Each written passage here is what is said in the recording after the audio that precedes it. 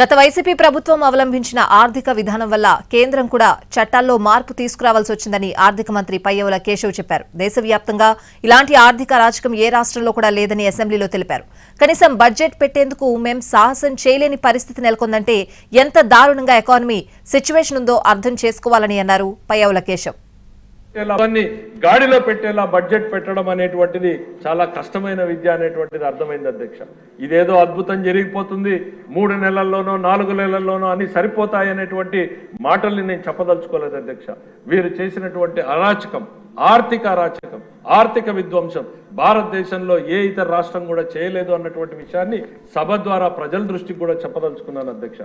ఎందుకంటే ముందు చెప్పాల్సి వస్తుంది అధ్యక్ష, ఆంధ్రప్రదేశ్ రాష్ట్రం అవలంబించినటువంటి ఆర్థిక అరాచక విధానాల్ని సరిదిద్దడానికి కేంద్రం కూడా చట్టాల్ని మార్చాల్సినటువంటి పరిస్థితులు వచ్చినాయి అధ్యక్ష.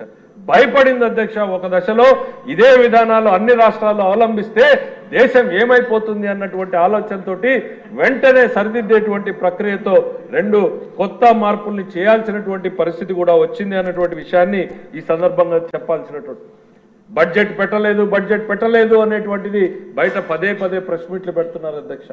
బడ్జెట్లు పెట్టలేనంత దయనీయమైన స్థితికి రాష్ట్రాన్ని దిగజార్చిపోయినటువంటి పాలకులు నిస్సిగ్గుగా నిర్లజ్జగా మాట్లాడుతూ ఉండడం చూస్తే బాధ అనిపిస్తుంది అధ్యక్ష.